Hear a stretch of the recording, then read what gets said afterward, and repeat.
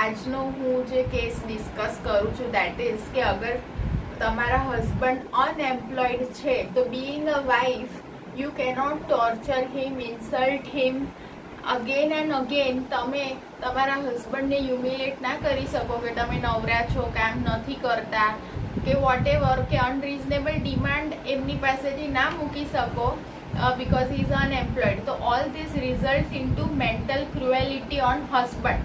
હવે છત્તીસગઢ હાઈકોર્ટમાં એક કેસ હતો જેમાં કે હસબન્ડ લોયર હતા અને વાઇફ હતા school principal, but due to the covid pandemic જે હસબન્ડ હતા એમનું વકીલાતનું કામ એકદમ ઠંડુ પડી ગયું અને પછી ઠપ થઈ ગયું. તો સ્કૂલ પ્રિન્સિપલ જેમના વાઇફ હતા એમને આખો દિવસ મતલબ ઘરમાં ઇન્સલ્ટ કરે ને હ્યુમિલિએટ કરે, ટોન્ટ મારે કે તમે નવરા છો, અને પછી તેમ છતાંય અનરિઝનેબલ ડિમાન્ડ્સ બધી ચાલુ રાખે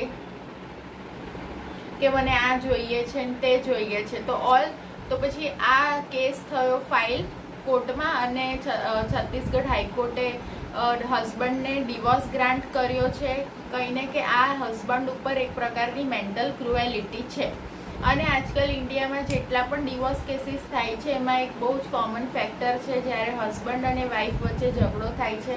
તો બીઇંગ એકચ્યુઅલી મેં ફેમિલી કોર્ટ્સમાં ઘણા બધા ડિવોર્સ કેસીસ જોયેલા હતા જેનું રીઝન છે કે જ્યારે હસબન્ડ વાઇફ વચ્ચે ઝઘડા ચાલતા હોય તો નેવર ઇન્વોલ્વ થર્ડ પર્સન. તમારા બે વ્યક્તિના ઝઘડામાં જ્યારે ત્રીજી વ્યક્તિને તમે ઇન્વોલ્વ કરો છો તો એનું પરિણામ પછી એથી પણ 10 ગણું ખરાબ આવે છે. એન્ડ હરેક વાઈફે સમજવું જોઈએ કે આખો દિવસ હસબન્ડનું માથું ખા ના કરવું જોઈએ, કારણ કે હસબન્ડ બહારની દુનિયામાં પણ એ લોકોએ જવાનું છે, બહારની દુનિયાના લોકોને બી ડીલ કરવાના છે. અમુક વાઇફ્સની ટેવ હોય કે આખો દિવસ કચકચ કરીને માથું જ ખાખા કરે.